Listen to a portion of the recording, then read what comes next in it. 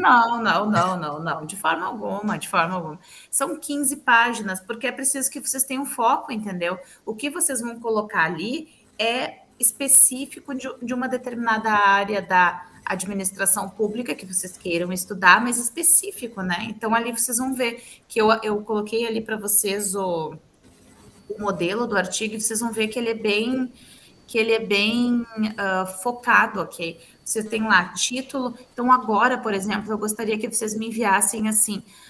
O nome dos autores, tá? O nome de vocês e do orientador, já para eu ter guardado direitinho quem vai fazer a orientação de vocês. E aí, vocês assim, ó, tem ali resumo, tem introdução, material e métodos, que é metodologia, né, que vocês vão utilizar, e resultados e discussões. Então, assim, é só isso, é bem tranquilo o modelo de artigo, bem tranquilo mesmo. Mas o importante é o foco, né? Eu costumo dizer assim, vocês não precisam escrever 400 páginas para que seja alguma coisa muito interessante, né? É preciso que vocês tenham essa habilidade ou essa capacidade, né, de sintetizar questões que são importantes num espaço curto, né? E é isso que a gente faz na especialização, até porque ela é bem focada, vocês vão trabalhar com foco. Mas isso não significa que vocês também não tenham que ler um pouco sobre o assunto, tá, pessoal? Então, assim, o meu assunto é gestão de pessoas. Eu vou procurar materiais de gestão de pessoas, né? Então, eu vou procurar materiais, eu vou ler, eu vou sintetizar esses materiais para escrever o meu artigo. De qualquer forma, é preciso que vocês façam esse movimento agora. Eu vou, inclusive, passar para vocês, porque daí até me lembra assim, que alguns de vocês têm mais dificuldade em procurar os materiais, né? A gente tem dentro do site da UERGS, deixa eu achar aqui, a gente tem as bibliotecas da UERGS. Eu não sei se a Bruna tratou sobre isso, não me lembro. Aqui, ó, Genoteca, tem a biblioteca virtual da UERGS e tem o repositório, tá?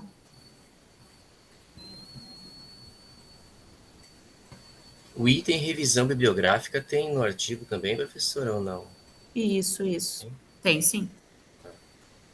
Você sempre precisa, né? Porque como é que funciona, né, a construção de uma tese? Porque tudo é a construção de uma tese.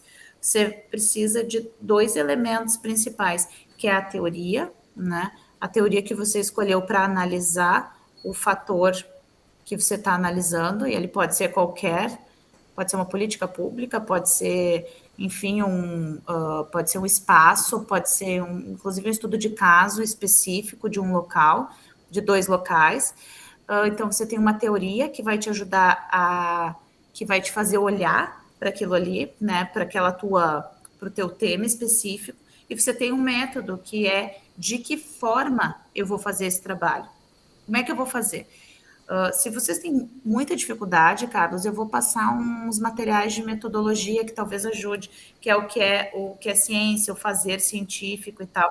Talvez isso ajude vocês para estudar, porque metodologia no geral é ela que te dá o embasamento para explicar tudo, como é a construção Sim. do conhecimento, não é?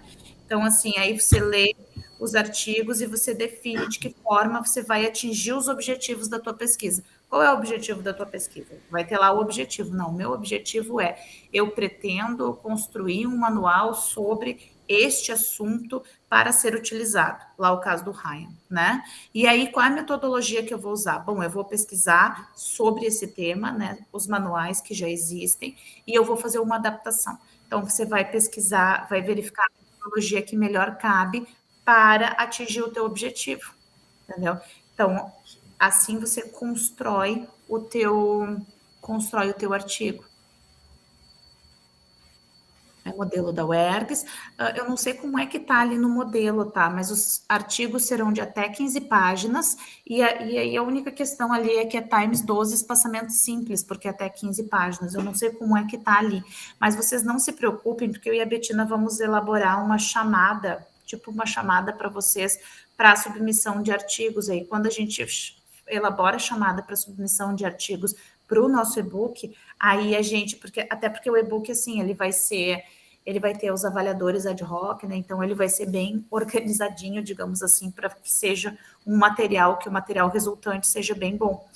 Que não é para agora, e vejam só, vocês vão apresentar, depois vocês vão ter ali qual é o prazo, eu acho que é 1 mês que a gente deu, não é? Até 15 de dezembro para entregar o artigo corrigido, então, vocês vão apresentar até 15 de novembro, vocês terão 1 mês para entregar o artigo corrigido, e depois da entrega corrigida é que a gente vai enviar para outros avaliadores para ir para o e-book. Vejam, vai ser só o ano que vem o e-book.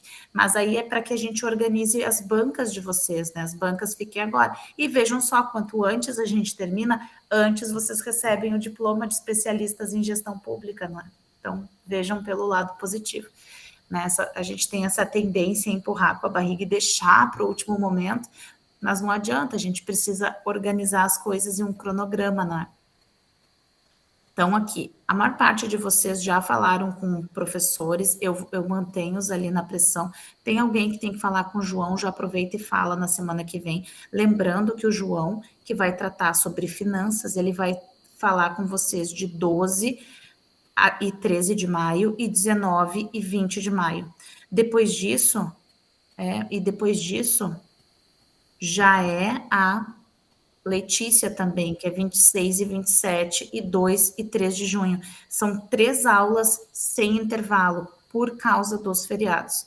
Porque aí depois nós temos aula ainda de improbidade administrativa, que é com o professor Júlio, e aí essa aula tem uma folga entre essa última aula de 2 e 3 de junho até a aula do Júlio, tá? E depois a gente tem inovação, que é 4 e 5 de agosto e 18 e 19 de agosto. Que aí tem um intervalo, maior e tem as aulas, tá bem? Mas estas aqui, elas ficaram, né, seguidas. Mas acho que para vocês, inclusive, é um ganho, assim, porque são aulas com temáticas muito parecidas. Porque a gente estuda políticas públicas, que é a formação delas, né, o ciclo, depois finanças públicas, que é como é que o orçamento encaixa nas políticas públicas, né, como é que a gente constrói orçamento LDO, PPA, LOA, e como é que constrói orçamento público, e depois entra a governança, que é a responsabilização do gestor pela correta aplicação dos recursos e seguir os princípios constitucionais. Então, ela ficou bem assim, bem, né? E depois, para fechar, improbidade administrativa, que é, se você não faz isso direito, todo esse processo que a gente acabou de ver, você pode ser, né, você pode ser processado por isso, e você pode incorrer em improbidade. Então, ela ficou toda, né, organizada. Pelo menos esta parte eu achei que ficou tranquilo. Inovação, provavelmente, se fizesse uma outra gestão, eu colocaria antes dessas, né? Essa era uma questão do professor, porque este professor de inovação está terminando o doutorado dele fora do país e ele volta só agora, daí ele se afastou da universidade, por isso que mudou o cronograma também, porque a ideia é que a última disciplina fosse de improbidade, porque daí faz mais sentido. Deixa eu ver, mais alguma dúvida, pessoal, para o pessoal que veio depois? Não. As bancas têm que ocorrer de 1º a 15 de novembro.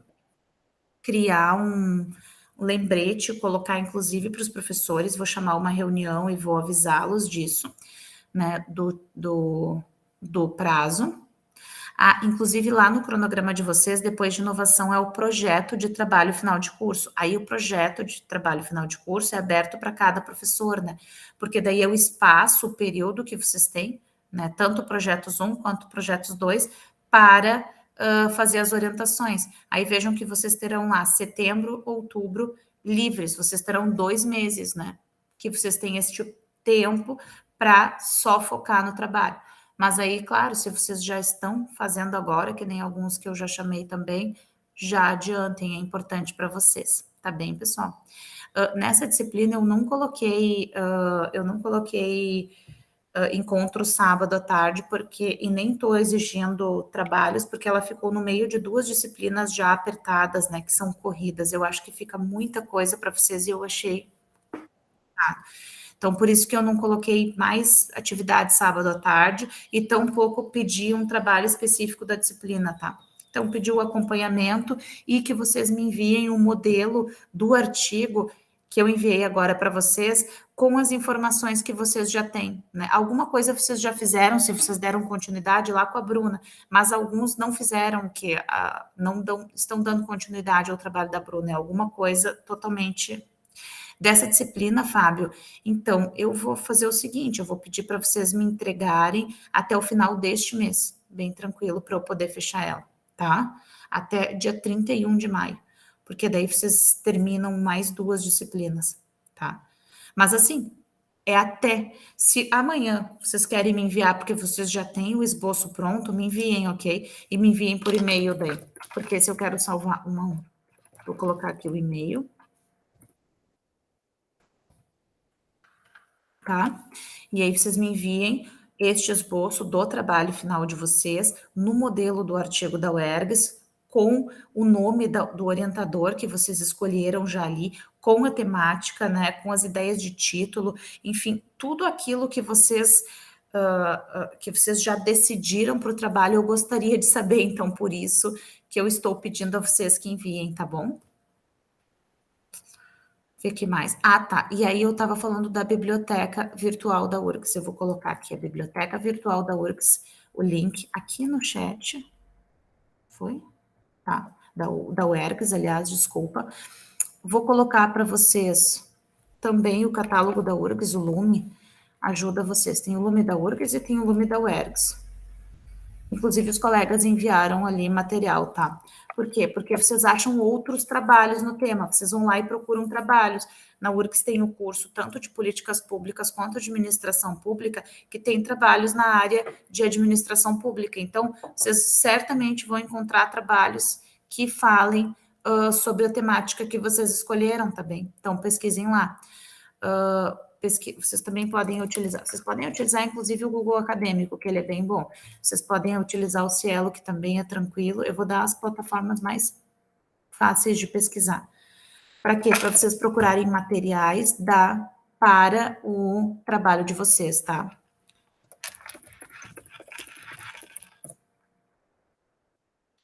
Procurem colocar referências atualizadas sobre o tema, a não ser que o tema não tenha.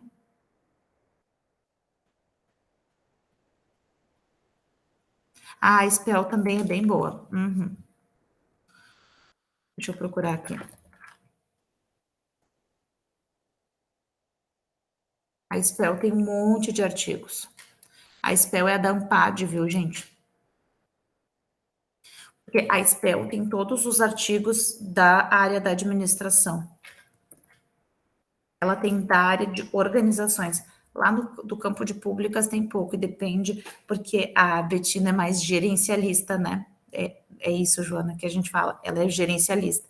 Ela é mais gerencialista e mais né, diferente, é um pouco diferente a abordagem dela. Então, na SPEL, você acha, se você é mais gerencialista, você só acha menos artigos de administração pública crítica dentro da SPEL, tá? Isso, isso aí. Então, coloquei ali o da SPEL também, para ajudar vocês. Que mais? Eu acho que isso. Isso, ela usa mais ferramentas de gestão, exatamente. A Betina, ela é mais... Como é que a gente fala, né? Quando fala que o professor é mais gerencialista, é porque ele usa mais ferramentas da gestão privada para a administração pública, né? E não há nenhum problema nisso, né? Mas é a forma com que você faz a construção. Por exemplo, os meus estudos na área de administração pública, embora também use ferramentas, porque eu dou aula de administração, não é, gente, administração privada, eu sou mais crítica, né? Então, a minha escrita é mais crítica. Por isso eu uso um pouco menos o spell, eu também, Joana. Mas inclusive tem trabalhos meus lá no spell, porque eu envio bastante seguido lá para a Ampad.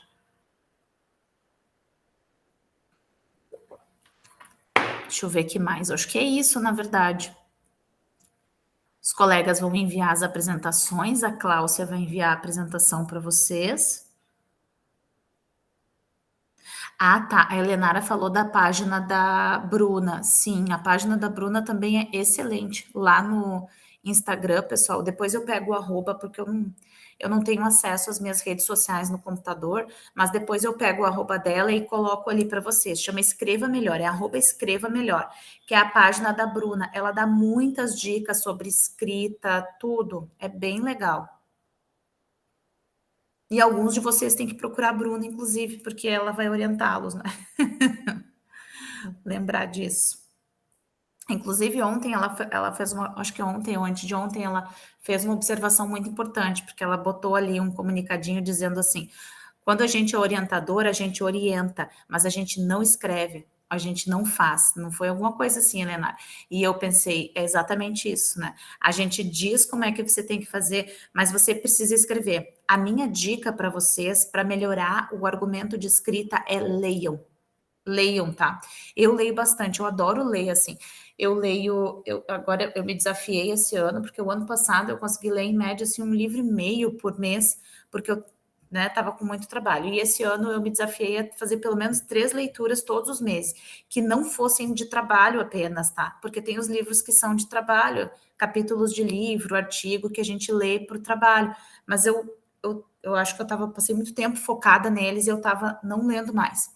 E eu voltei a ler. E é tão bom, sabe? É tão bom você desenvolver assim, você desenvolve a crítica, você entende, né? E eu gosto muito de literatura.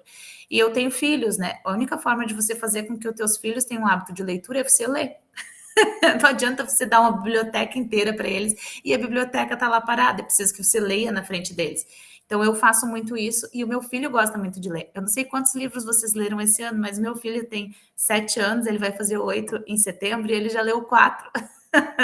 Então dizer para vocês que se vocês não leram pelo menos um por mês, o Arthur leu mais do que vocês. E ele lê livros assim, não é quadrinhos, nada disso, são livros. Ele tem coleção que é A Hora do Espanto, esqueci o nome do outro, são livrinhos assim de 100, 150 páginas, né? Ele leu O Menino Maluquinho, ele leu O Pequeno Príncipe, né? São livros mesmo. Então, isso mesmo, quem lê muito escreve melhor. E ele vai muito bem nas provas, vai muito bem nas provas, porque em qualquer área precisa que você entenda o que está se perguntando, e você só entende quando você está lendo, né? Isso é bem bacana. Se vocês quiserem, se vocês têm interesse, eu tenho uma centena de livros online, assim, uma centena de livros online, eu mando para vocês, assim, tem muitos autores e muita literatura. Eu prefiro o livro físico, até porque na atualidade não é muito caro, não, você compra livros baratinho, é tanto a Amazon quanto, inclusive, nas livrarias, né? Livro é mercadoria barata, em vários lugares, e isso nos sebos, R$ 20, você leva, às vezes, né, um monte de coleções, assim, é uma coisa bem complexo. Se você vai pensar no trabalho que deu para a pessoa escrever, aquele valor ali né, é bem complexo. Mas, enfim, pelo menos a ideia é que ele seja democrático, então a gente acessa, todo mundo consegue acessar. Isso é bacana. Então, leiam, pessoal. Até porque não adianta você ter um bom poder de argumentação, e aí, principalmente para o pessoal aqui que é esquerdista, pessoal. Não adianta ter um poderoso, né? Poder de argumentação, de fala, se você não se embasa para dar as respostas. E aí eu já digo assim, é preciso conhecer os dois lados tremendamente bem para você entender quais são exatamente as falhas de cada um dos lados na hora da argumentação. Então, é bem importante. Até porque senão, a Joana disse que tem os sebos, tu compra por 12 pilas. Isso aí, Joana. Porque senão aí você vai ser pego pelas suas próprias palavras, não é? E é preciso ter muito cuidado. Recentemente eu li um livro que eu gostei, eu não sei se eu falei para vocês, que eu li Como o Racismo Construiu o Brasil, do Gessé de Souza. Eu adoro o Gessé, e eu não tinha lido esse livro, não. E foi muito bom, foi maravilhoso, assim, porque eu tenho algumas outras autoras e autores que eu leio e ele desconstrói um pouco a argumentação destes autores, tá? Sobre lugar de fala, enfim, e isso me pegou um monte, assim, até porque ele usa um cara que eu gosto muito, que é o Pierre Bourdieu, né, para fazer a argumentação dele de construção de racismo como processo histórico no Brasil e como é que isso ocorreu e como é que isso ficou tão forte, né, na forma com que a gente age, enfim, é muito bom. E aí, depois disso, nesse mesmo mês ou um mês depois, eu li o Torto Arado, que estava na minha estante fazia bastante tempo para ler, e aí essa semana, inclusive, eu comprei o outro livro, o livro novo, deixa eu ver aqui o nome agora que eu esqueci, minha memória é sempre ruim, do Itamar Vieira, do Itamar Júnior, que é o... Qual é o nome do livro novo? Do Itamar Vieira Júnior. O livro novo dele é o Salvar o Fogo, tá? Eu fui lá e comprei. Eu li o Torto Arado, que ganhou prêmios e tal. E o Torto Arado, junto com a leitura de como o racismo construiu o Brasil, mudou, assim, a forma com que eu penso em um determinado assunto, e agora eu tomo mais cuidado para falar dele do que eu já tomava antes, né? Então, por isso que é importante, assim, e eu, né, eu costumo dizer, eu tenho 36 anos e eu não sou o tipo de pessoa que, né, que tem os dogmas que levo para a vida. Eu gosto de aprender e de mudar isso. E cada vez que um livro muda o que eu penso, o que faz eu ter um cuidado maior na escrita ou na fala, eu acho super importante, porque ele conseguiu me convencer de que eu, né, de que o que eu estava fazendo não era correto. Então eu gostei bastante. Eu indico os 2 livros para vocês, vou colocar aqui, que é Como o Racismo Construiu o Brasil.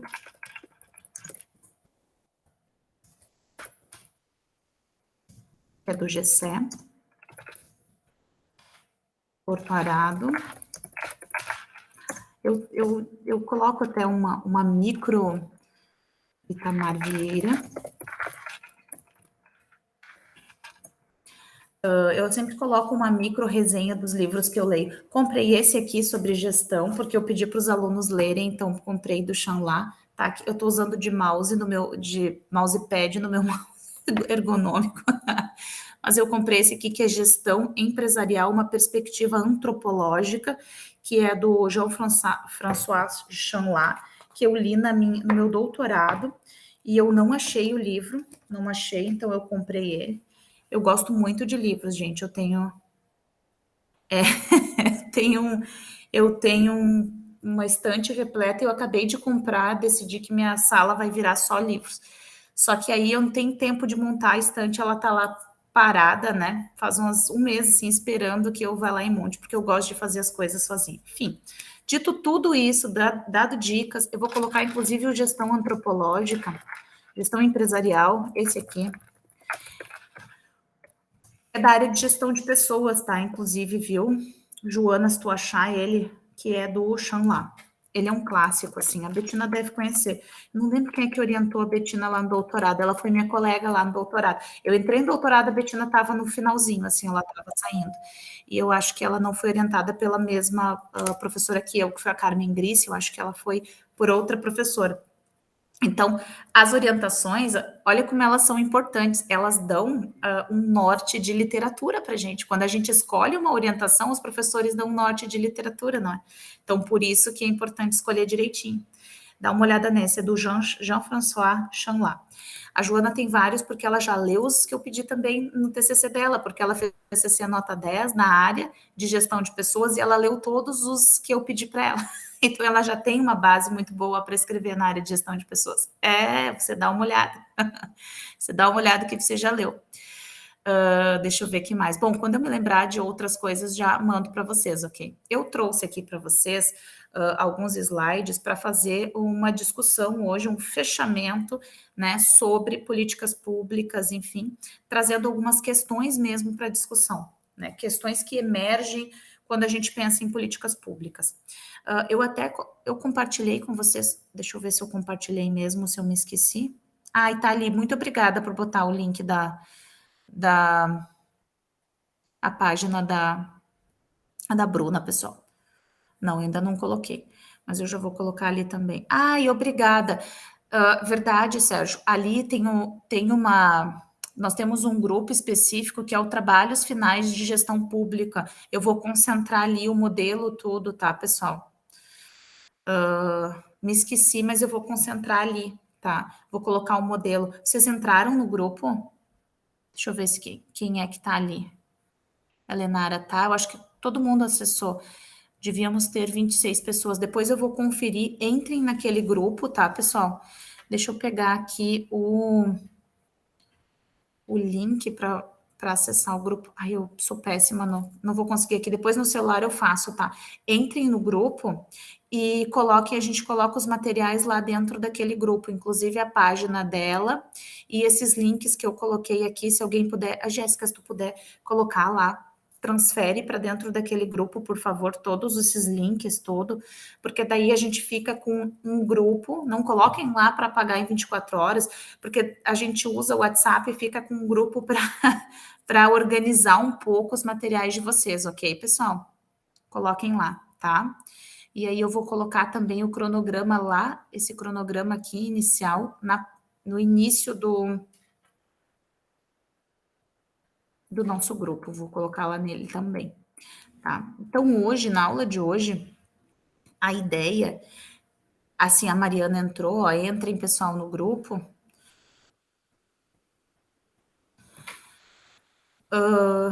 A ideia de hoje é a gente fazer uma discussão final, assim, né? Já que nós vimos tudo que nós vimos ao longo da disciplina, para conversar sobre, enfim, para finalizar a conversa sobre políticas públicas, né? Então, eu trouxe questões, assim, para iniciar, eu trouxe algumas questões, e eu queria apresentar para vocês, eu tenho um conjunto de slides que eu vou enviar, tá? Obrigada, Jéssica, muito obrigada. Eu vou apresentar para vocês antes, e aí depois eu vou puxar algumas discussões. Aí eu uso ali o grupo também para colocar os links de palestra, tudo, se vocês quiserem usar, tá, pessoal? Acho que foi, né? Então, esses slides aqui, eu não vou passar um a um, tá? Porque em tese a gente já viu, tá bem? Eu trouxe alguma conceituação para administração pública. Em tese, não, a gente viu ontem, tá? Porque ele logo em seguida vai falar sobre políticas públicas também. Mas é para fazer uma finalização, um apanhado final sobre o tema, tá? Professor, uma pergunta. O link é aquele lá do Trabalhos Finais da Gestão Pública? Do Whats? Deixa eu ver. Acho que é. Eu acho que é. Deixa eu ver o que a Jéssica... Foi lá, Jéssica, que tu colocou? Isso, tu clica no link do grupo que você vai cair direto dentro do grupo, tá? Tá. Não, eu acho que eu já abri ele já faz alguns dias, então. Isso, é que faz um tempo que eu abri o grupo. Se vocês estão... Dê uma olhada ali no WhatsApp de vocês para ver se vocês receberam, porque o Sérgio acabou de colocar o livro lá e Tá. tem alguns colegas entrando. É lá. Aí a Jéssica vai inserir agora todos os links, tudo direitinho, e eu também coloco lá na descrição do grupo, tá bem? Daí fica um pouquinho mais organizado, até porque vocês podem usar o grupo para tirar dúvidas ou para pedir materiais para os colegas, tá? Materiais sobre assuntos específicos. Certo, obrigado. Imagina, tranquilo. Né? Quando vocês quiserem, por favor, tirem as dúvidas. Alguns alunos ainda, acho que tem 2 alunos só que precisam, a gente ainda precisa conversar, deixa eu ver, inclusive, se estão aqui. Acho que não, sobre o trabalho final.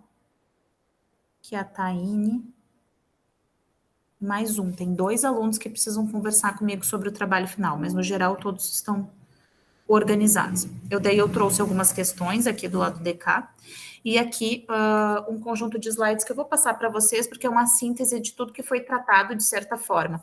Isso aqui a Cláudia trouxe, tá? Inclusive, ela usou esses mesmos autores para definir administração pública, né? Para definir o conceito de administração pública, a partir daí falar sobre o que a nova gestão pública fez dentro da administração pública, né? E para trazer a ideia de políticas públicas. E aí vocês vão ver que, por exemplo, eu e a Cláudia, a gente tem a mesma forma, né, de falar sobre políticas públicas, porque as duas são formadas em administração, né?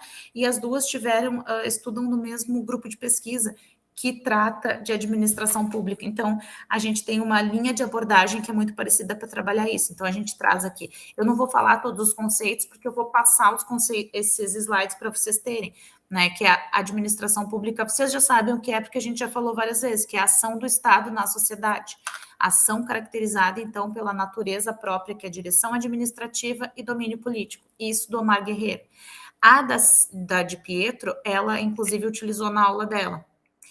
E aí o Dácio Júnior, que é o nosso orientador, inclusive, e lá do nosso grupo, ele define a administração pública com um termo genérico que indica todo o conjunto de atividades envolvidas no estabelecimento e na implementação de políticas públicas. Então, por isso, completamente conectado, né? As políticas públicas é uma área, e aí o Daniel falou muito bem ontem, né? Dentro da administração pública. Então, ela tem uma interdisciplinariedade, porque ela vai tratar de várias questões, e são as atividades da administração pública são as que asseguram a operacionalização das políticas públicas também. Uma questão interessante, assim, é a discussão de quando é que surge a administração pública ou não, e as diferenças dela para privado. Lembra que lá na aula de planejamento estratégico, eu dei um rol de diferenças que eu uso o Romeó para dizer para vocês por que a administração pública é diferente da privada e por que é um problema significativo você usar muitas ferramentas da administração privada para, né, a construção das políticas públicas, aplicação, enfim. Vocês lembram disso? Eu trouxe todas as diferenças entre administração pública e administração privada lá na disciplina de planejamento estratégico. E por que essas diferenças fazem ou criam essa quase impossibilidade, né, de usar simplesmente a administração privada. Tem uns erros conceituais assim interessantes, que quando a gente pensa em administração, né, a ciência da administração, ela foi pautada ao longo de muito tempo. Ontem, inclusive, acho que o Daniel falou disso, né, que ela necessita da área da ciência política, né. Então, por isso, ela é bem diferente da administração gerencial, ela deveria ser. Por quê? Porque quando você está falando de administração pública, você está falando de administrar estados, com E maiúsculo. A gente faz isso há muito mais tempo do que a administração gerencial faz administração. Porque quem estudou administração vai lembrar, não é? Que a gente, a partir da Revolução Industrial, e aí a gente tem lá o Fayol, né, como um dos precursores, vai falar sobre como é que gerenciam-se empresas e organizações. Mas a administração pública ela é muito anterior a isso, tá? Ela vem bem antes, tem aqui até inclusive, porque já lá no século XVIII e antes dela a gente estudava política dentro das escolas, né, dentro das universidades. Então, a gente estuda primeiro a organização do Estado, né, como é que o Estado se organiza, para depois estudar a administração pública, em tese, assim. Sobre a nova gestão pública, que a gente falou várias vezes aqui, e aí depois eu fiquei pensando se vocês tinham embasamento ou não sobre o que é a nova gestão pública, porque a gente fala disso dentro da administração pública. Mas então, lá, a partir dos anos 90, no Brasil, a gente tem reformas, né? E a nova gestão pública, o gerencialismo, é um método para o país se adaptar ao modelo liberal e globalizado de sociedade. O CLAD que fala, que é o Conselho Latino-Americano de Desenvolvimento, lá em 98. Então, ele vai dizer que é um esforço para identificar as melhores práticas da administração privada e trazer para a administração pública também. E entre elas, as práticas que existem são as que desde a atualidade. O Sérgio falou isso ontem, que eu fiquei espantado quando me dei conta lá, que as práticas são as mesmas. Sim, elas estão lá dentro do... Opa. Não sei por que ele pede. Elas estão lá dentro do modelo da nova gestão pública. Redução do tamanho do Estado, maior autonomia e responsabilidade dos gestores, delegação e descentralização da prestação de contas, ênfase nos resultados, formas de contratação flexível, transparência de informações. E ela vem contrapor ao modelo de administração burocrático que existia no Brasil até então. A gente tinha o modelo burocrático, quem é mais velho aqui vai lembrar que, por exemplo, inclusive DAE, DENIT, esses órgãos, eles próprios construíam as estradas, né? Eles faziam o projeto e eles tinham pessoas contratadas, máquinas e tal, isso até lá os anos 80. A partir daí, a gente começa a criar áreas dentro da administração pública que são terceirizadas, onde a gente contrata outras empresas para fazer isso. E aí a gente tem essa teoria da nova gestão pública que é mais eficiente, mas há controvérsias com relação a isso. Uma parte dos teóricos dizem que sim, é importante que você tenha que você delegue algumas atividades, e uma parte deles vai dizer que, na verdade, isso foi apenas uma forma de fazer com que pessoas lucrassem muito dentro da administração pública, né? Foi mais uma parte da construção de políticas públicas que foi dada, né? E tem um monte de discussões relacionadas a isso, tá? Inclusive tem um livro que eu gosto bastante, eu ia pegar ele ali hoje de manhã, depois eu vou relembrar o nome do autor, vou colocar ali, que chama A Privataria Tucana. A Privataria Tucana é um livro deste período que vai falar sobre como é que na prática aconteceu, deixa eu ler. Isso, abriu para a corrupção de Zelenário. A Privataria Tucana vai falar exatamente disso, da corrupção que já aconteceu quando venderam as estatais, né? E o quanto, quando você abriu essa possibilidade das empresas privadas, então elas construírem as estradas, ofertarem os serviços, o quanto o nível de corrupção também começou a ficar maior ainda. Não que não existisse antes, né? Não que não existisse antes. Deixa eu voltar aqui, tá? Então, aqui, nova gestão pública. As críticas relacionadas são no geral, pautadas em pontos específicos, que é lá o Dácio Júnior e eu também, aí vejam só, eu sou uma crítica à nova gestão pública ou a inspirar-se na gestão privada, porque eu acho que é um erro conceitual, já que a gestão pública, por fins e meios, é diferente da gestão privada, visto que na gestão pública nós precisamos garantir direitos individuais e sociais, e na gestão privada a gente busca lucro. Quando a gente pega o Estado e pensa em lucrar com ele, ou pensa em olha para o Estado tal qual uma empresa, a gente esquece que ele não é uma empresa que precisa dar lucro, ele é um local onde precisa garantir direitos individuais e sociais numa sociedade que é desigual de início, né? Onde tem abismo social e onde tem problemas estruturais sérios, gravíssimos.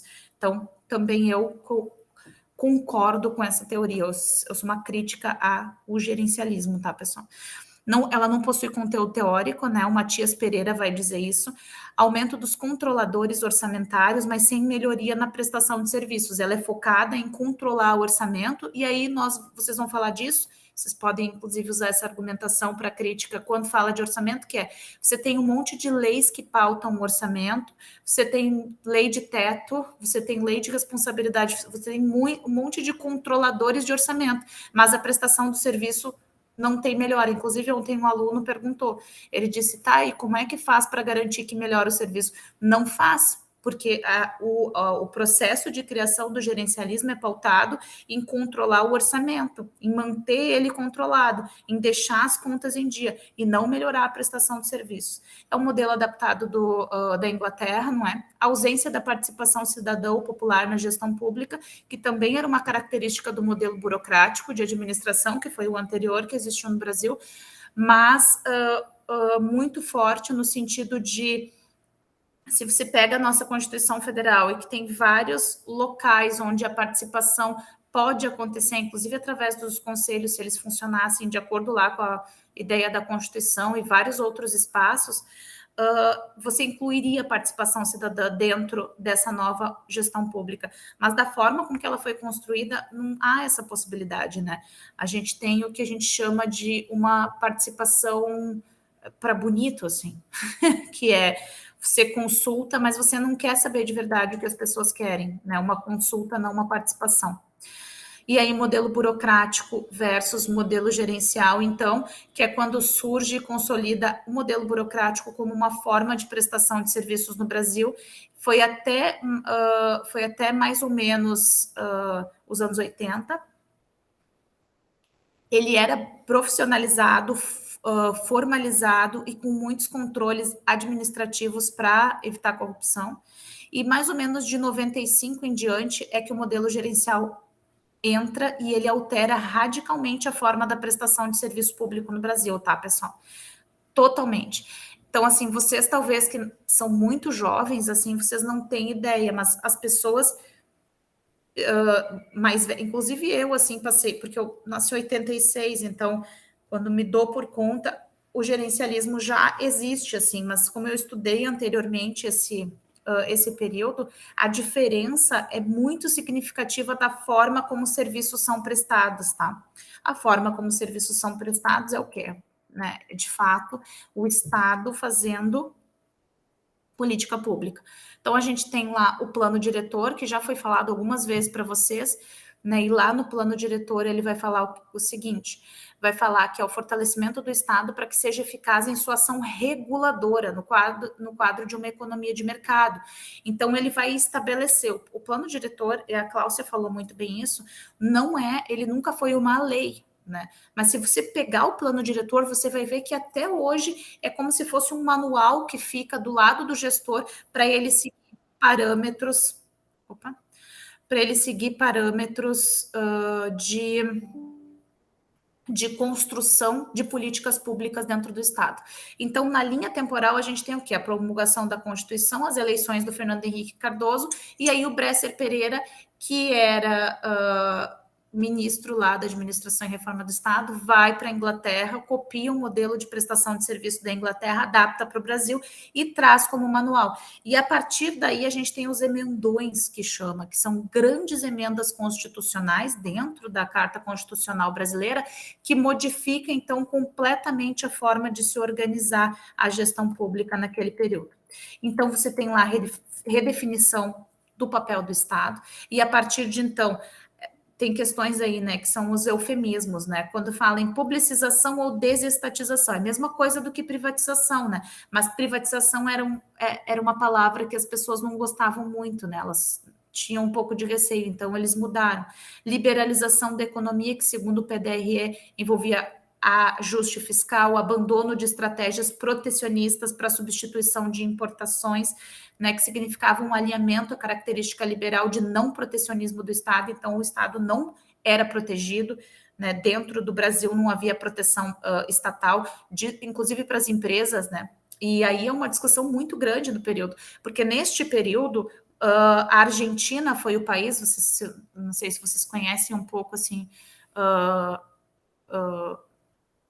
economia, enfim, política desse período, ela foi um país que aderiu completamente ao plano. O Brasil não. O Brasil ele teve um pouco mais de resistência, justamente porque o Brasil já vinha com partidos de esquerda muito resistentes ali, né, dentro do poder e já dentro de espaços de poder. Então, a reforma ela não pôde...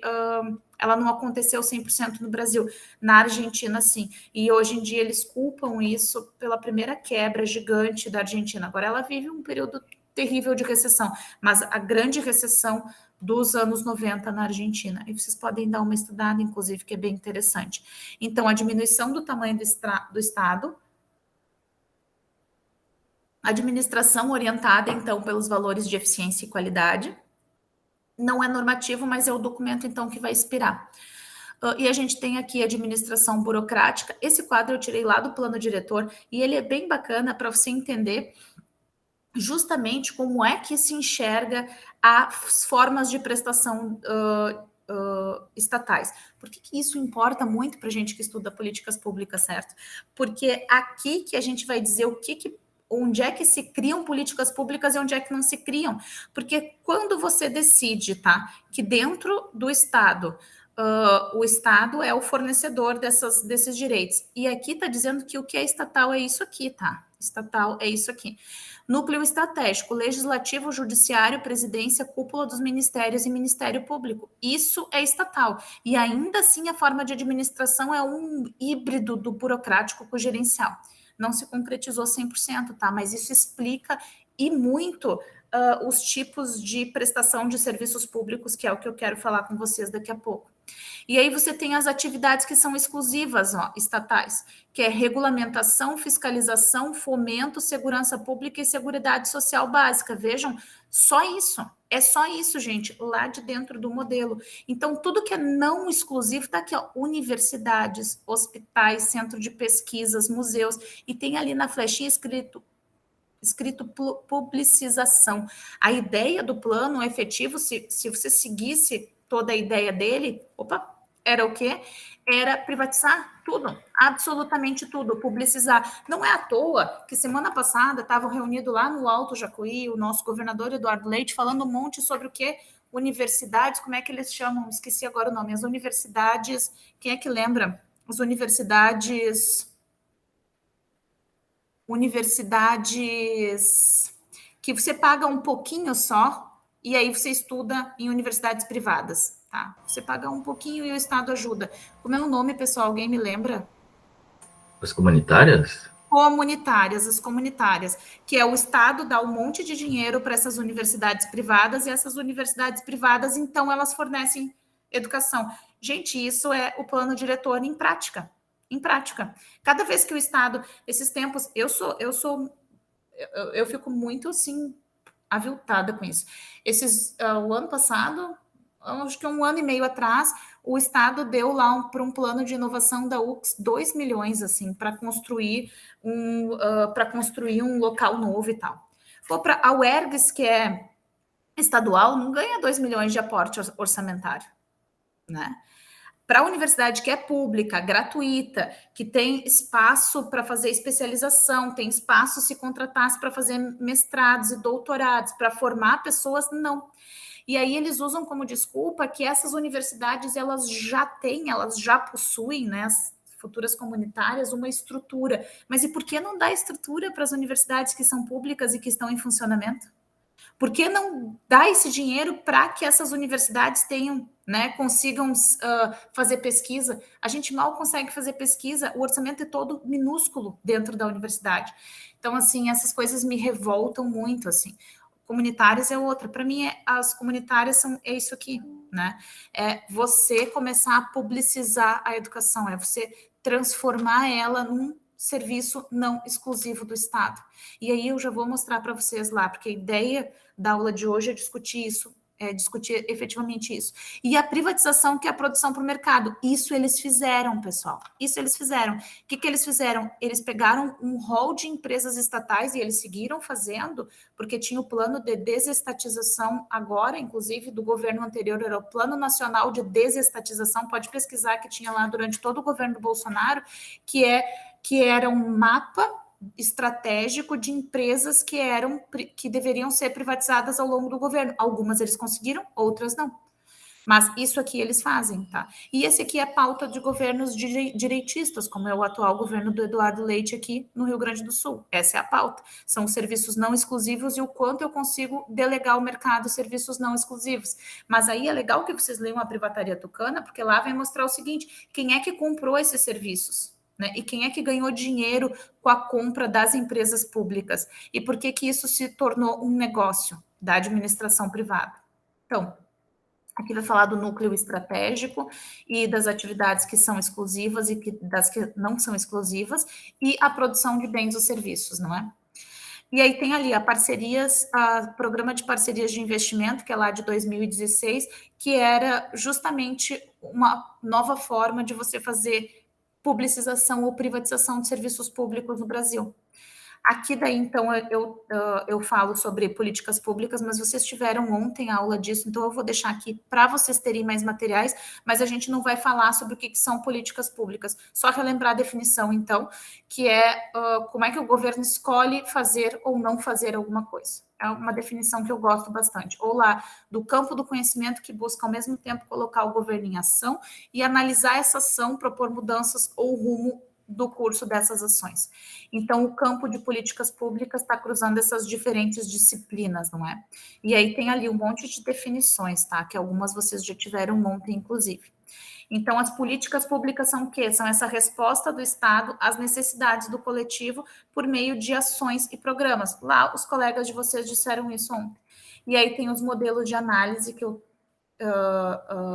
coloquei alguns aqui, mas eu trouxe eles, mas eu não vou falar sobre todos os modelos. O que eu quero falar com vocês, que é objeto de discussão da aula de hoje, é este quadro aqui, que são as formas de prestação das políticas públicas. Eu não sei se vocês já pararam para pensar como é que os serviços públicos eles são prestados dentro do Brasil. Até tenho que dar uma olhada se tem mais alguma coisa que eu esqueci de inserir. Eu fiz esse quadro faz um tempão já, mas é basicamente isso aqui. A gente tem o quê? Dentro do serviço público, o setor privado e a administração pública, certo? A administração pública, efetivamente, através de forma direta, ela tem os órgãos públicos por onde ela presta serviços públicos. De forma indireta, ela tem essas formas aqui: autarquias, empresas públicas, sociedade de economia mista, fundações públicas e consórcios públicos, tá? Então, são as formas com que o Estado presta os serviços. Através do setor privado, ela pode fazer isso sem fins lucrativos e com fins lucrativos. E aí vejam aqui que todas essas aqui, elas de certa forma, no setor público sem fins lucrativos já existiam antes, tá? Antes, principalmente as filantrópicas, elas existiam antes da gestão gerencialista, mas as organizações sociais, as OCIPs, várias permissões, autorizações, concessões, várias PPPs, tá? Elas só passaram a existir após o gerencialismo, né? A nova forma de se fazer gestão pública no Brasil. E aí, o que faz com isso? Você amplia, né, as formas com que a administração privada gerencia as políticas públicas dentro do Brasil. E aí você tem ali um monte de questões relacionadas a gente fazendo isso, continua cumprindo com os deveres constitucionais de prestação de qualidade dos serviços públicos no Brasil. Aliás, vocês já tinham pensado nesse quadro? Deixa eu ver se vocês estão aqui. Ah, tá. A pessoa que trabalha no setor público e no privado deve possuir caráter único, agindo nos dois da mesma maneira. Caso contrário, ele seria duas pessoas, não é mesmo? É. E o governo estadual tem uma parceria perversa com o Instituto Ayrton Senna para a terceirização do ensino médico na mesma loja. Na mesma loja. Não sabia disso, Mariana. Mas é isso mesmo. E o que eu estou colocando para vocês aqui, esse quadro que eu estou apresentando para vocês é disso. É o quanto a administração privada, ela entrou dentro da administração pública e o quanto ela passou a tomar espaço para prestar serviços que são que deveriam ser essencialmente públicos no Brasil, né? Eu tenho muito seguido discussões com as pessoas sobre várias bases assim de pensamento que as pessoas têm. Uma das coisas que eu mais tenho pavor assim de todas as coisas que as pessoas falam é que assim é a história do mérito, né? Se todo mundo, se você trabalhar, não sei o que, se esforçar, você vai conseguir, né? Você vai fazer. Não, enquanto a nossa base social for tão diferente, você não pode imaginar que é igual, né? Uma criança que estuda numa escola privada de alta qualidade dentro aqui da cidade de Porto Alegre, que o pai busca na escola, a mãe leva, que tem uma babá nos períodos que o pai não pode ficar, que faz inglês, taekwondo, futebol, que faz todas as refeições, né? E você acha que essa criança tem a mesma capacidade de uma criança que nasceu em uma das vilas que nós temos aqui, que são inúmeras, né? E que tem uma desigualdade social tremenda, onde as mães trabalham das 7 da manhã às 7 da noite, o dia inteiro, e não tem nem creche aberta no período que elas trabalham, e é um vizinho que leva as crianças, e é um não sei quem que busca, e alguém que fica no final de semana, porque as creches estão fechadas finais de semana, mas a gente gosta de ir no supermercado final de semana aqui em Porto Alegre, mas a gente gosta de frequentar o shopping no final de semana, e a gente gosta que a gente seja servido nesses locais, mas os filhos dessas pessoas não têm direito à creche quando estão lá. E aí a gente acha que eles têm a mesma oportunidade ou a mesma capacidade quando essas crianças estão pensando em comer as refeições, as 3 refeições, e estão indo para a escola só para isso. E quando os meus filhos, né, e os filhos das crianças que são privilegiadas têm absolutamente tudo.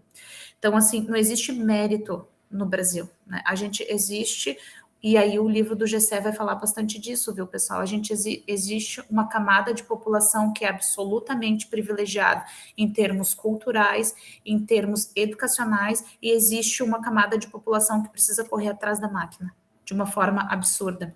E eu falo isso com bastante propriedade, porque eu fui uma criança que nasci num lugar muito pobre, né? Eu sou a única pessoa do meu bairro, provavelmente, que fez graduação, mais ainda, mestrado e doutorado. Eu nasci lá em Tramandaí, num bairro muito pobre. Meu pai foi marceneiro por 30 anos, assim, 40 anos. Ele era empregado, depois, quando eu já tinha uns 18 anos, ele conseguiu abrir uma empresa, enfim, e aí ele teve uma situação melhorada, mas eu já não estava mais em casa. Eu saí muito cedo de casa, eu saí de casa com 17 anos para trabalhar e estudar. Então, eu sou exatamente o tipo de pessoa que as pessoas diriam, mas você se esforçou e você conseguiu tudo e tal. Eu tive em alguns momentos da minha vida sorte e eu tenho uma capacidade cognitiva, assim, eu sou uma pessoa que leio, entendo, né? Então eu não tenho dificuldades para isso. E o meu pai e a minha mãe, que era faxineira, eles deram a vida deles para que eu conseguisse estudar. Só que não é justo que isso aconteça. Absolutamente não é justo. Não é justo que o que eu tenha, ou a capacidade que eu tenho de fazer as coisas, tenha custado a vida e o trabalho da vida dos meus pais. Vocês entendem? Então, eu sou o tipo de pessoa que posso, mais do que qualquer outra pessoa, criticar o mérito, tá? Posso criticar. Eu acho que se nós temos a mesma base de educação e saúde e segurança em todos os lugares, a partir daí a gente pode dizer que é por merecimento. Se as pessoas conseguem ter o mesmo nível educacional em todos os ambientes, se elas têm acesso à creche, se elas têm acesso à água encanada, pelo menos, aí a gente pode dizer que é por mérito. Antes disso, eu acho que não. Eu acho que não. E é bem difícil vocês me convencerem do contrário. Muito difícil, muito difícil. Então, assim, para dizer para vocês que eu sou uma grande crítica dessa abertura dos serviços públicos de saúde, tanto é que eu escrevi a minha dissertação criticando OSs, OCPs e filantrópicas, e o quanto elas deixam o serviço muito mais precário, né? Os gastos em marketing são muito maiores dentro dessas empresas do que os gastos efetivamente relacionados à prestação dos serviços. E o quanto o Estado se torna culpado pela prestação ruim desses serviços, porque as pessoas nem fazem ideia de quem é que está prestando, né? E que são consórcios, e que são parcerias, e que são OSs, e que são OCPs. Deixa eu ver aqui mais. Cadê vocês aqui? Vocês estão aqui, vocês estão quietos. Hoje, vocês estão super quietos. Deixa eu ver o que mais. Então, para mim, o mais importante é vocês compreenderem essa forma de prestação de serviços e entenderem que houve uma mudança significativa nessa forma de prestação de serviços públicos no Brasil e que isso impacta diretamente na decisão, né, nas escolhas daquilo que vai ou não ser privilegiado pelo Estado na construção de serviço público. Inclusive, daí eu trouxe a conceituação do que é serviço público, que é toda atividade que a lei atribui ao Estado para que exerça diretamente ou por meio de seus delegados com o objetivo de satisfazer as necessidades coletivas. Tá? E aí aqui também o conceito de serviço público e a oferta de serviços públicos. Essa oferta, ela está lá dentro da Constituição, tá? E aí o emendão que eu chamo é esse decreto-lei. A gente tem lá 2 decretos-leis que fazem emendas gigantes, que é de 92, e depois tem, e aqui tem todo o embasamento legal para quem tem interesse de entender como é que mudou, desde da 200 lá, que é de 67, que é quando separa o que é da administração direta e indireta, e quando você começa a construir as autarquias, empresas públicas, sociedade de economia mista, fundações, estão todas ali, consórcios, né, tem toda a legislação. Porque o bom de você falar sobre administração pública é que não é só teórico, você tem a teoria, né, da administração pública, mas você tem efetivamente as leis que mostram como é que a administração pública é ofertada. Então, aqui eu fui colocando, né, dando os exemplos um a um,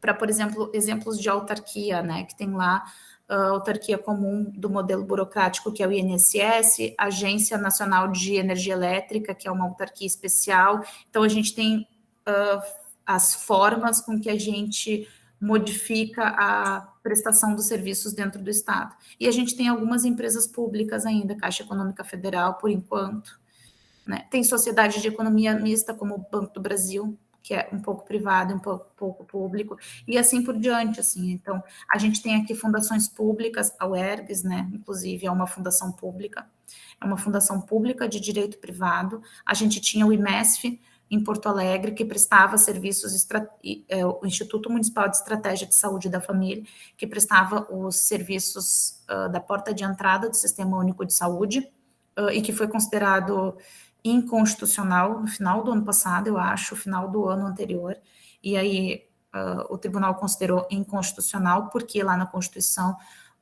a saúde deve ser, né, a porta de entrada do SUS deve ser ofertada diretamente pelo Estado.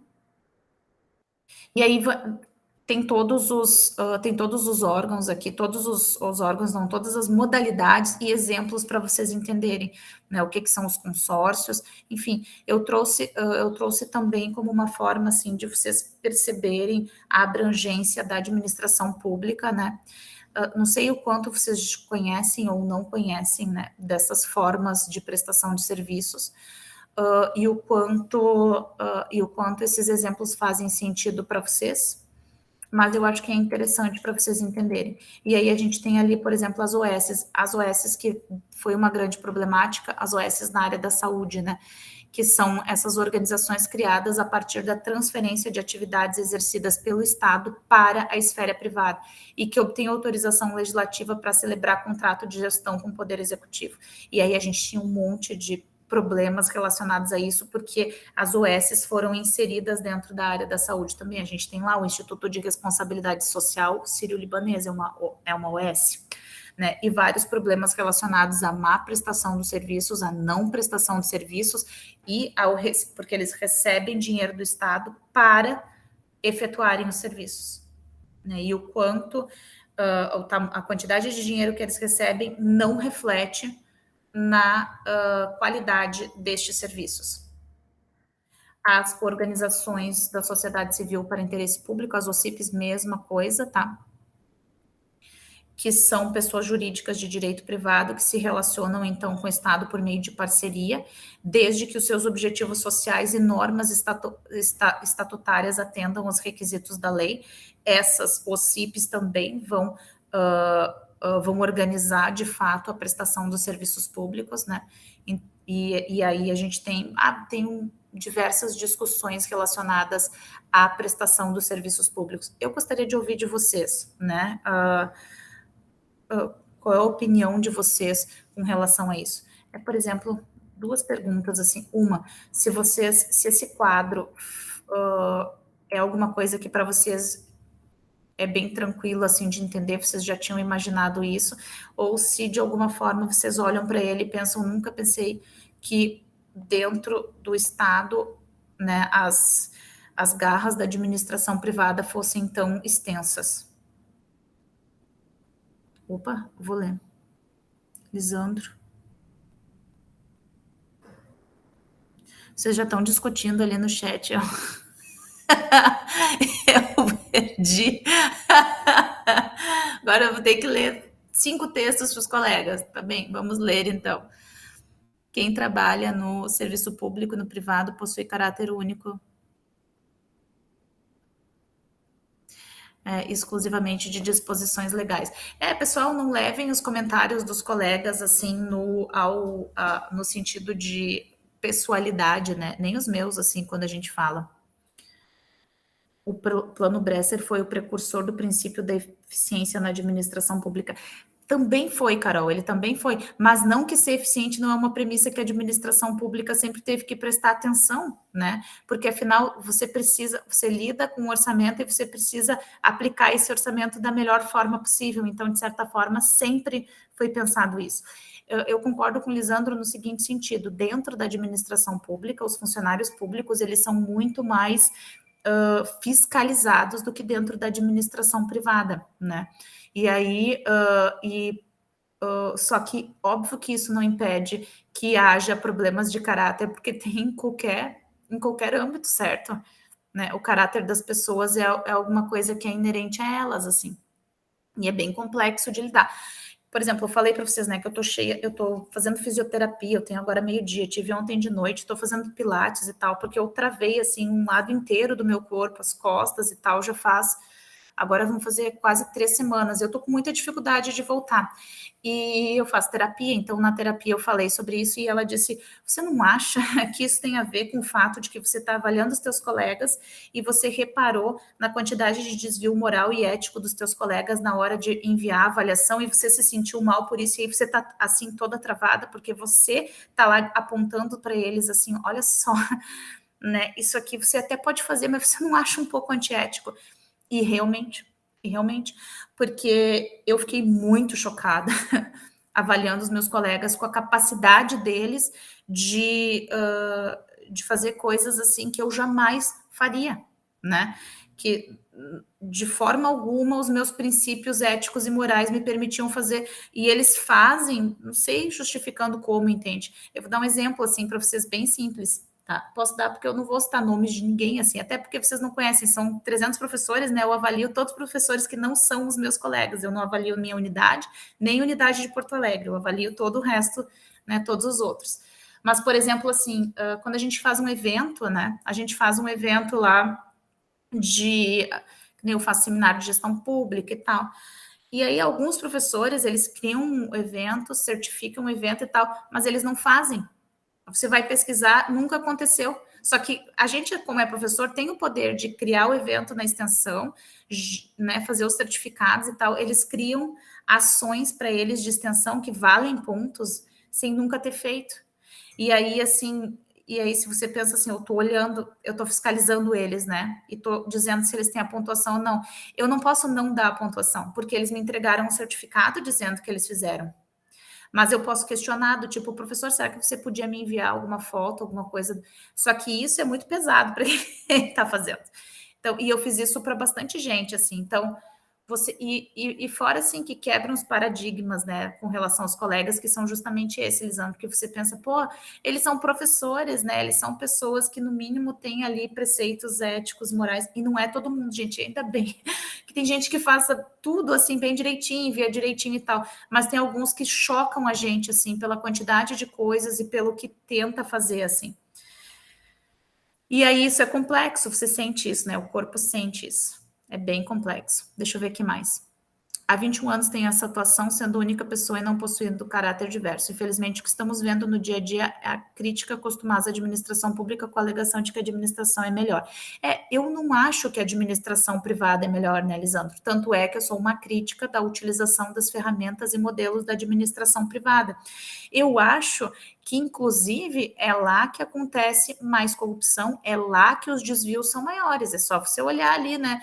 Leiam, gente, a Privataria Tucana, porque vocês vão se apavorar, assim, que nem eu fiquei apavorada. Eu li faz muito tempo, eu li lá no mestrado sobre isso. Mas o que a Helenara tentou dizer é o seguinte, é que às vezes as pessoas, elas são assim. Esses colegas que eu avaliei, na aparência e o que eles falam, parece que eles são pessoas corretíssimas. Mas o que eles fazem por baixo dos panos é o que dá a segunda cara para eles, entende? E é lá dentro da CPPD que eu percebi isso. E fiquei muito triste, assim, gente, fiquei muito triste. Isso pesou bastante. Tanto é que eu terminei as avaliações, eu preciso revisar, eu não tive coragem ainda de revisar elas. A gente deu mais um prazo, que é para todo mundo se estabelecer, assim, de saúde e depois terminar, porque a gente fica muito mal. Vamos lá. A gente se decepciona. Foi bem decepcionante. Depois de muitas ações, atitudes dos colegas, né? Mas respirar fundo, cada um é então ali a atitude do colega não é a minha. Não, mas o que eu fiquei pensando foi o seguinte, como agora eu sou da comissão, a gente está pensando em maneiras de fazer com que isso não aconteça, né? De aumentar os níveis de controle para fazer com que isso não aconteça. Aí, olha que ruim. Quem envia tudo certo vai achar uma droga, porque vai dizer, eu inclusive, porque daí além de enviar meus projetos, eu vou ter que enviar foto do evento, não sei o que, tu entendeu? E aí as pessoas se perguntam assim, mas por que pede tanta coisa? A gente pede tanta coisa porque Mas tem para gente... quem é correto, ou para quem tem responsabilidade, comprometimento, isso aí não é problema. Enviar fotos, né? Não é problema. Não é problema. O lado positivo dos consórcios é unir entes públicos com pouco capital e implementação de políticas públicas unindo força. O lado a se pensar é quando a efetivação de serviços é, na maioria das vezes, repassado para a iniciativa privada sem um planejamento efetivo. Eu sei, Carol, porque eu orientei a Carol, inclusive. A Carol, ela gostou muito do modelo gerencial e na hora de utilizar, assim, ela falou... das possibilidades, enfim, e eu entendo, sabe? Eu entendo perfeitamente, mas ainda assim eu acho que o Estado poderia fazer melhor se esse dinheiro ficasse com ele e se ele prestasse isso de uma forma eficiente. A questão é que há uma construção política nisso, que é a seguinte: primeiro o desmantelamento do Estado, você presta, é o que fazem com a universidade, ok? A UERGS tem o menor orçamento das universidades estaduais do país. Então, você desmantela a universidade, você dá poucos professores, poucos recursos. Aí depois você diz assim, ela não presta o serviço direito. Aí ela não presta o serviço direito, por isso nós vamos privatizá-la, ela não é eficiente. Aí você repassa 3, 4, 5 vezes mais para uma outra universidade para ir lá e prestar o mesmo serviço que a UERGS prestava. Que se você tivesse pegado esse dinheiro e dado para a UERGS, ela prestaria de uma forma muito melhor. É disso que eu estou falando, entendeu? Então, todos consórcios, PPPs e consórcios, às vezes eles funcionam, eles não são novos até, mas principalmente minha crítica vai com os CIPs e OSs da atualidade, eles pegam dinheiro que o Estado poderia receber para fazer, então, para efetuar essas políticas públicas, prestar os serviços públicos, só que eles não fazem com a mesma qualidade. Eles não fazem. Concordo com a tua posição desta terceirização de serviços de saúde. É uma maneira do ente público fugir da responsabilidade. Eu não sei se o ente público está fugindo da responsabilidade, porque, olha só, é o ente político que está fugindo da responsabilidade. Porque quem toma a decisão de promulgar uma lei para que você amplie a forma de prestação de serviços através do privado é, como a gente falou ali, como o Daniel e a Jéssica falaram na aula de hoje, são decisões políticas. Elas não são decisões racionais relacionadas à melhor prestação de serviço, elas são decisões políticas. E, às vezes, elas só estão respondendo a pressões do setor privado, no sentido de que eles querem muito pegar aquela fatia de mercado, porque é uma fatia de mercado. É uma fatia de mercado que rende muito dinheiro. De maneira alguma está se levando para a pessoalidade, se observando que foi pontuado. Tá. Digo como visão de princípios da administração pública de maneira constitucional. Sim, os princípios da administração pública, que são os que regem a administração pública, da eficiência, da eficácia, PPP, que eles fazem com que o servidor público seja implicado, se ele não atenta para esses princípios, eles já terminou de ler o resto. Eles são importantes para você gerenciar, para você entender como é que você faz a gerência dos serviços dentro do Estado, para você fazer ele da melhor forma. E eu entendo ali, alguém falou, existem situações onde é inevitável a terceirização, mas não em atividades fim. Né? Eu acho bem complexo assim, a discussão de até onde o Estado vai, que é, por exemplo, assim, a gente acabou de privatizar, de certa forma, está privatizando água, né, no Rio Grande do Sul. Então, a gente privatizou a CE e a água, né? E aí as pessoas vão lá e falam, mas no contrato, né? Lá no contrato eles ganham mais dinheiro, ou acontece tal coisas, bibibi, se eles atendem o interior, se eles vão nas localidades, né, mais onde tem uma complexidade maior relacionada à falta de luz ou falta de água e tal. Mas até aí,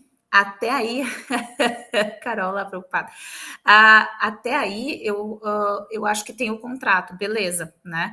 Mas da empresa de verdade se preocupar com isso, né, e atender o público é um caminho gigantesco, gente.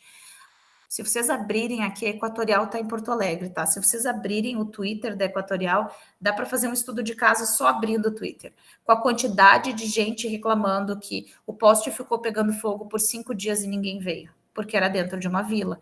Ah, porque eles chamaram, não sei o quê, e assim, eles estão cobrando, né? O poste pegou fogo, tiveram que trocar, eles dividiram o valor entre os moradores da mesma rua. A CE não fazia isso. Mas essa é uma prerrogativa do contrato novo que a Equatorial tem. Então, quer dizer, ela está cobrando das pessoas absolutamente tudo que ela faz e está aumentando as taxas. A gente sabe que provavelmente para o futuro é péssimo isso. Só que ela foi vendida na perspectiva de não, o serviço está sendo muito mal prestado pelo Estado, a gente precisa ter uma empresa prestando esse serviço. Aí vamos pensar lá no que acontece ainda depois disso, que é pior ainda, que são os vínculos empregatícios de quem trabalha. Porque, bem ou mal, no serviço público, você tem pelo menos a garantia, né, de que as pessoas recebam, mesmo que seja por CLT, porque hoje em dia a maior parte é por CLT, ou estatutário, mas elas recebam salário, né? Elas tenham um vínculo de trabalho que estabelece ali uma relação e que elas conseguem ter, no mínimo, dignidade para viver. E os vínculos de trabalho do setor privado, eles são cada dia piores. Cada dia piores. E quem trabalha no setor privado sabe disso. Cada dia piores. Né? No interior, a gente vê um pouco menos isso. Mas se você está aqui em Porto Alegre, é um absurdo, assim, a uberização, né? Que é o que se discute dentro da área de gestão de pessoas, é a uberização do trabalho. Você simplesmente perde a sua condição de ser humano que não tenha que se preocupar com o trabalho 100% do tempo da tua vida, porque ele nunca é suficiente para suprir as necessidades básicas. Deixa eu terminar de ler. A administração privada é diferente porque visa o lucro, já a administração pública não visa o lucro, visa arrecadar para investir em obras ou em funcionalismo, ou ainda em desviar recursos públicos, como os escândalos de corrupção.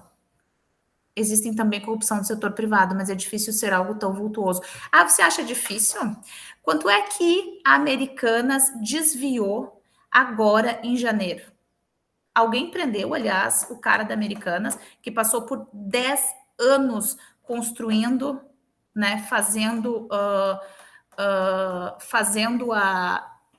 a contabilidade errada, propositalmente, porque aumentavam os lucros deles, e aí não é à toa que nos últimos 10 anos, eles arrecadaram quanto? São bilhões, gente. São 40 bi. 40 bi. E esses 40 bi, mas os 40 bi é que sumiu uma ova. Sumiu, não, aumentou o resultado deles. Eles se tornaram bilionários nos últimos 10 anos fazendo isso. E sabe o que aconteceu com eles? 3 tapinhas nas costas e os bancos público brasileiro vão ajudar eles. A administração privada não é eficiente. A administração privada é ineficiente, usa mal os recursos, remunera absolutamente mal os seus funcionários de uma forma absurda e ainda é muito, muito corrupta. Muito corrupta. E aí você vai ver que isso acontece em todas as empresas. Todas.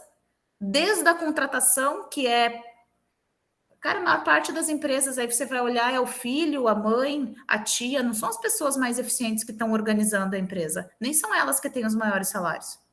Então, não, a administração privada, ela não é mais eficiente e ela não é menos corrupta. Até porque foi ela que levou as malinhas de dinheiro para a administração pública para conseguir fatias de mercado que ela queria. Não foi a administração pública que bateu na porta da administração privada e pediu dinheiro. Foi o contrário. Foi o contrário. Então, assim, na minha opinião, quanto mais você abre o serviço público para prestação do ente privado, é aí que você recebe mais propostas de corrupção. É aí que você recebe, né? Então, é exatamente aí que entram mais formas da administração privada tentar corromper a administração pública. E assim, a corrupção, ela existe. A corrupção, ela é o quê? A corrupção, a definição dela é quando você pega o dinheiro e desvia da sua finalidade. E ela pode acontecer tanto dentro do setor público quanto dentro do setor privado. Se você desvia um dinheiro que tem uma finalidade específica para uma pessoa, uma empresa, qualquer coisa, né? Você está... Bom, leiam lá a Privataria Tucana, que vocês vão ver que a privatização das estatais foi imersa em mensalão, e o que quer que vocês imaginam que tenha acontecido, porque efetivamente eles pagaram para que os deputados votassem a favor da privatização. Não é à toa que agora eles, inclusive, colocaram dentro do orçamento do Estado a compra dos deputados. E isso tem a ver com o quê? Isso tem a ver com ética e moral, com forma de constituição do Estado, com o poder político das pessoas e o fato de que elas tomam decisões baseadas no que para elas é mais benéfico e não para a sociedade. Isso tem a ver com a participação ser tão limite, tão mínima, que eles não estão nem aí, eles nem têm preocupação em o que a população pensa, porque a população não participa efetivamente, eles só se preocupam em vencer a eleição, ganhando a eleição, a partir daí eles vão tomar as decisões, né, dentro da disputa de poder de atores que são todos políticos, envolvendo apenas as grandes empresas. Que mais? Dentro da administração pública, o que realmente falta é a fiscalização e o controle como um todo. Eu acho que, assim, quando eu paro muito para pensar, a Aline, a Helenara e tal, minhas perspectivas não são boas, né? Porque eu remonto à construção do Estado e o quanto a construção ética e moral brasileira, ela é tão fragilizada que isso é só um reflexo da nossa falta de ética e moral. É mais um reflexo, né? Porque a gente tem uma construção baseada no... Mas eu fiz porque a gente não tem uma construção ética, sabe? O mas eu fiz porque é uma justificativa que parece responder a qualquer desvio que eu tenha feito. Vou dizer assim, ó, do ponto de vista filosófico, agora a discussão. Aqui em casa, quando eu falo para o meu filho assim, mas por que tu fez isso? Não, mãe, mas tu tem que entender que eu esqueci que eu estava fazendo isso, que não sei o quê. E eu falo, não me interessa, tá errado, da próxima vez tu não faz igual. Mais ou menos assim. E a gente constrói indivíduos que se justificam o tempo inteiro para suas decisões. Se você vai olhar lá o cara da Americanas, ou se você vai olhar todos esses caras que roubaram um abuso de dinheiro, eles têm na construção ética e moral deles, que está lá pautada na escola e na família, realmente, Helenara, e você vai ver lá, o GCE traz isso bem, assim, bem forte. Ele faz com que a gente já construa esses espaços em que a gente pode, o que a gente pode ou não fazer. É a história do assim, sabe? Ah, você é todo corretinho, mas atravessa fora da faixa de segurança. Aí você vai lá, né, tá no supermercado, pega os 5 pila que a menina te deixou errado de dinheiro e fica. São pequenos desvios, né, éticos e morais que a gente faz.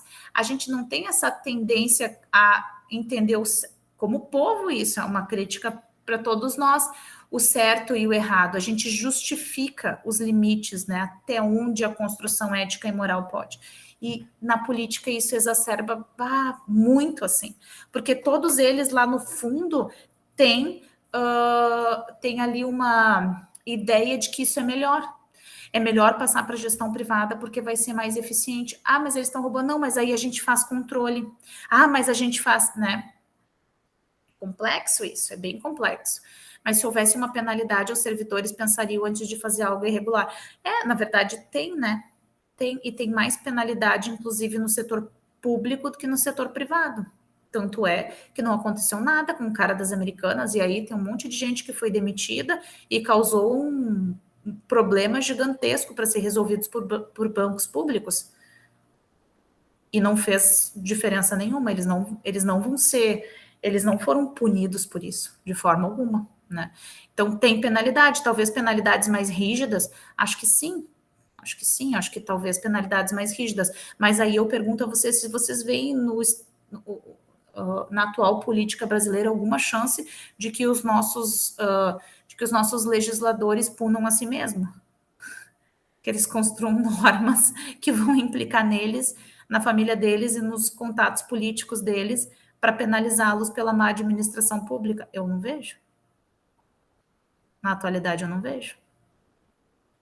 Então, é complexo. Por isso que o sistema é complexo, né? As falhas são gigantescas. E aí é preciso você se dar conta, assim, quando a gente fala, né, do próprio sistema capitalista baseado em capital, em dinheiro, e da problemática que é você se pautar só nisso, né? Sucesso, tudo é baseado na quantidade de dinheiro que as pessoas têm, possuem, e esse dinheiro, na maior parte das vezes, não é atrelado a questões éticas e morais. Muito pelo contrário. Muito pelo contrário. Tanto é que você tem que ser um tubarão dentro do mundo dos negócios, um foguete. Aí você tem que, né, a cada momento que você tiver oportunidade, você pode explorar alguém, ou você pode tirar uma vantagem sobre isso. É complicado. As mudanças da lei de improbidade administrativa atrapalharam ainda mais a fiscalização dos agentes públicos para privilegiar os que têm mais poder. Sim, é verdade, Carol. Aí você vê, você criou uma lei para fiscalizar. E aí você vai lá e muda ela, ameniza ela. É o que acontece sempre no Brasil. É o que eu falo da Constituição. Não sei se vocês já leram a Constituição original, mas peguem a peça constitucional sem as emendas, a original. É lindíssima. Você olha lá e pensa, ai, nossa, eu tenho tudo isso de direitos, tenho deveres também, mas olha que lindo, olha que bem construído, tem participação, não sei o que, tem texto para mulheres, indígenas. E aí depois, você vai olhando as emendas, eles só vão destruindo, na minha opinião, ao longo de muito tempo, o que a Constituição outorga de direitos. Enquanto tivermos gestores que passam a mão por cima de servidores que agem errado, não haverá penalidade aos servidores. As pessoas precisam ser punidas, né, pelos erros. E isso é uma coisa bem complexa, mas bem importante. Mas, sobretudo, eu acho que a gente precisa pautar as nossas atitudes em... Sim, o marco temporal é um exemplo, é verdade, Mariana. O marco temporal é um exemplo. Brasil Telecom, Oi, exemplo de ineficiência que precisou ser socorrida pelo Estado. Sim, exatamente. E é assim, ó, não é que eles não sejam eficientes, Everson, é que eles ficaram tendo lucro por 10, 15 anos, aí eles levam a empresa à falência. Quando eles levam a empresa à falência, o que acontece? Eles vão lá e falam para o Estado, ai, olha aqui, ó, 5 mil empregos, 10 mil empregos, precisa de ajuda. E aí o Estado, para não ficar lá na capa da revista como o Estado negou auxílio ao Oi, 5 mil pessoas serão demitidas. O que faz? Vai lá e ajuda. Até porque, né, tem a política ali envolvida. Para o Estado também não era interessante fazer isso, e faz. Então, ele vai lá, privatiza, dá a oportunidade da empresa explorar aquele serviço, ela ganha muita grana com aquilo, e depois ela vende. E, na verdade, é o que qualquer capitalista faz. Né? É o que qualquer capitalista faz. Ele vai lá, compra uma propriedade, reforma, vende mais caro. Ele vai lá e faz isso com serviços do Estado. A diferença aí é que ele está fazendo isso não com uma casa ou com alguma outra coisa. Ele está fazendo isso com o quê? Com a garantia de prestação de políticas públicas, que são essenciais para as pessoas sobreviverem no país. O que fizeram com os aeroportos que foram privatizados, né? Mesma coisa. Eles vão lá, daí dão uma reforminha, organizam, dá um tempo, o serviço vai ficar horroroso, a culpa é do Estado. Aí eles devolvem para o Estado um lixo muito pior do que eles pegaram, culpam o Estado pela sua própria ineficiência, arrecadaram um monte de dinheiro e o Estado tem que prestar aquele serviço, porque aquele serviço tem que ser prestado. As estradas têm que existir para circular a produção, tudo tem que existir. Então, eles vão lá, né, sugam o máximo possível e vão embora. O Olívio ficou com a pecha de ter mandado a Ford embora até hoje. Ficou. E quando eu entrei lá no SEDAI, porque eu fiz estágio lá no SEDAI, a Ford tinha acabado... enfim, a problemática da Ford tinha acabado de sair, assim, tinha ido embora. E foi lá no SEDAI que eles decidiram não deixar a Ford, porque eles não queriam contrapartida nenhuma. Eles queriam muito tempo sugando absolutamente tudo, e nem os funcionários eles queriam deixar ali, eles queriam trazer os técnicos que eles já tinham.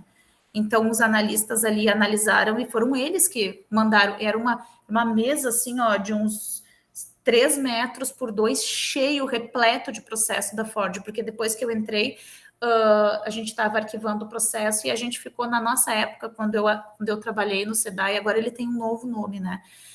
Que é o órgão dentro do governo do estado que analisa efetivamente os pedidos das empresas de redução de carga tributária, enfim, para pedir alguma coisa. Quando eu trabalhei lá, na época, a Marfrig estava pedindo. E aí a Marfrig, vocês sabem, né, que deu toda a problemática também de corrupção. E aí eu me lembro até hoje, porque tinha sempre um cara da Marfrig embaixo dos elevadores ali do CAF, do centro administrativo, esperando os estagiários descer para chamar a gente para almoçar, e a gente não pode, né, almoçar e nem ter... Só que a gente era estagiário, e eles sabiam que a gente aqui fazia pequenos relatórios sobre as contas, a contabilidade das empresas que pediam para a gente. Daí a gente passava para a chefia do setor ia lá e tinha uma reunião, né? Na época era com a IEDA, e aí eles decidiam se iam dar o aporte financeiro ou não para essas empresas. Sempre tinha um cara do Marfrig lá embaixo esperando a gente descer. Aí a gente descia tudo de escada por causa daquele maldito cara. E a gente estava no 22º andar, eu acho. Tudo de escada, porque a gente não podia almoçar com ele. Ele ficava ali, ele acompanhava a gente. E se ele visse para onde a gente ia, ele ia para o mesmo lugar. Porque, na verdade, ele queria oferecer dinheiro para a gente não dizer o que a gente disse, que as demonstrações contábeis da Marfrig eram muito ruins e que ela não tinha capacidade financeira de continuar. Porque as empresas fazem isso. Quem é da contabilidade sabe isso. Ela se mantém-se com a contabilidade o pior possível, muitas delas, para não pagar os impostos. E ela fazia isso. Que mais? As penalidades existem, mas na verdade não ocorrem na prática por falta de um controle rígido. É porque, na verdade, é uma questão bem política, né? De não ocorrer na prática. Porque os processos não são abertos, eles são extintos, é porque você não olha para lá. São questões bem políticas mesmo. Na falta de um controle rígido é que as políticas públicas muitas vezes não atendem o objetivo na íntegra e não são eficientes. É verdade. É um sistema muito complexo, né? Até porque ele depende das pessoas, dos seres humanos que estão ali. Então, eu acho que a gente tem aí seres humanos com problemas éticos e morais complexos que justificam as suas atitudes em pró, né, do que é melhor para eles, de uma forma muito simples, assim, muito fácil, e que prejudicam como um todo o funcionamento da administração pública. Mais alguém? Vamos lá. Não?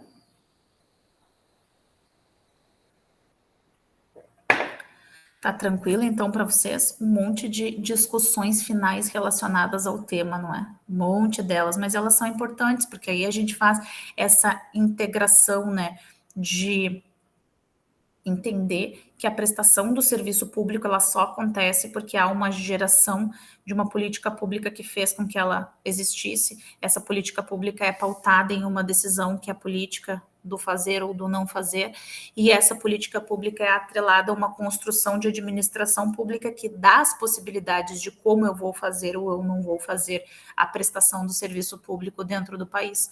E que tudo isso tem a ver com o sistema social, né, brasileiro, de como é que a gente se organiza, né, de como é que a gente toma decisões éticas e morais dentro do Estado.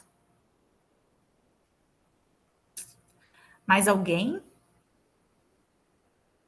Não? Tá bem tranquilo? Tá todo mundo desmotivado, triste? É o objetivo. Não, eu tô brincando, gente. A ideia justamente é colocar vocês esse tipo de consciência para que vocês, então, sejam pessoas que, de alguma forma, quando tiverem a oportunidade, não sejam o tipo de pessoa que se pauta dessa forma. Faltou um planejamento para descer os 21 andares, poderiam a cada dia descer em um andar diferente acima, mas é que lá no CAF eles andam um saco, porque uns elevadores só descem lá de cima quando você tá, não sei se vocês já foram lá, na minha época eles trocaram até, primeiro eu odiava os elevadores que eles paravam, mas os elevadores de descer de cada andar era assim, É um elevador que só desce para o primeiro, o outro não desce para o segundo, o outro só vai. É assim, entendeu?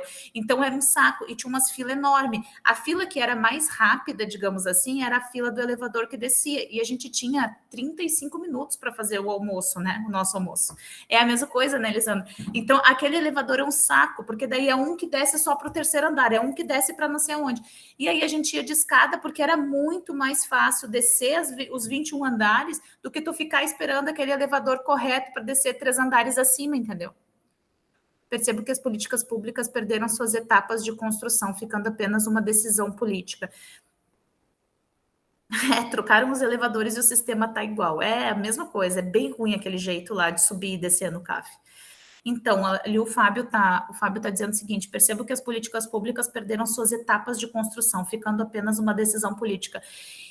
Eu acho que não, assim, dentro de principalmente dentro dos municípios, quem trabalha nos municípios, eles seguem, né, a cartilha da construção, do ciclo de construção de políticas públicas. Mas sim, as decisões políticas, elas são as que mais impactam, porque elas é que dão start para dizer até onde você pode ou você não pode ir, assim, dentro da administração pública, sabe? Então, assim, a decisão política ela impacta muito, porque ela que já está cortando lá no início se essa política vai acontecer ou não vai acontecer. Mas depois que ela acontece, quando ela é enviada para os estados e dentro dos estados para os municípios, porque os municípios na atualidade, eles são os mais responsáveis de fato pela aplicação da maior parte das políticas públicas dentro do Brasil. Isso é verdade, né? É responsabilidade deles manter. E eu, na minha opinião, acho que eles ficaram com muita responsabilidade, pouco orçamento e poucas pessoas para cumprir com tudo o que se pede. E não é à toa que então ficou tão pesado para os agentes públicos, tanto de saúde quanto de educação, dentro dos municípios, cumprirem com tantas regras, e ainda com um monte de questões ali. Vocês logo vão ver na aula que vem as questões relacionadas. Aí você tem lá a lei de teto de gastos, lei de responsabilidade fiscal, que te impede de fazer investimentos, né? Que te impede de trabalhar. Então é bem complexo, assim, mas a construção das políticas públicas, ela devia, na minha opinião, ser pautada em uma maior participação, mas eu venho notado desde os anos 90 que a gente só diminui a participação e que a gente vem perdendo os espaços de poder dentro do âmbito político. Eu fico imaginando de que forma a gente vai conseguir resgatar isso, né, dentro do Brasil. E a dificuldade que vai ser fazer isso, até porque a nossa democracia é muito jovem, e dentro da nossa democracia jovem nós já tivemos 2 impeachments de presidente, né? Inclusive um que nem impeachment foi, mas a gente já teve várias desestabilizações, inclusive essa atual, né, de tentativas de golpe de Estado, tudo. Então a gente vive em um país onde a gente já tem uma democracia frágil, que tem dificuldade de se estabilizar, né? E ao mesmo tempo a gente ainda tenta discutir. Exatamente, onde não está ruim. Parece que às vezes escolhem os horários das reuniões para evitar a participação da sociedade. Sim, o conselho aqui, gestor de Porto Alegre, ele faz reuniões assim, início da tarde, meio da manhã. Gente, quem que pode? Tipo, os próprios participantes da saúde, eles estão trabalhando, sabe? Faz final do dia. Assim, os espaços de poder, eles mal existem, e quando eles existem, eles são construídos para que a participação não aconteça.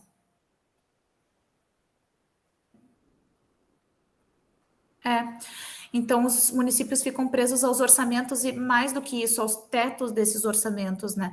E eles estão com muita dificuldade de fazer a gerência. Eu acho que os municípios, eles têm pouco orçamento e muita obrigação com relação às políticas públicas ou à prestação dos serviços públicos, principalmente no que tange educação e saúde, né?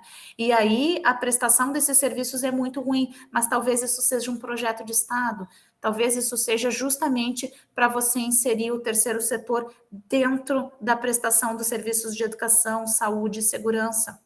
né? Eu vejo nessa ótica, porque a gente está deteriorando as atividades a um ponto que as pessoas vão lá e vão dizer, não, eu não quero, eu quero que fulano que preste esse serviço, porque eu quero que ele aconteça melhor, porque é como o privado vende, né? A sua ideia, ele vende com a prestação melhor de serviço.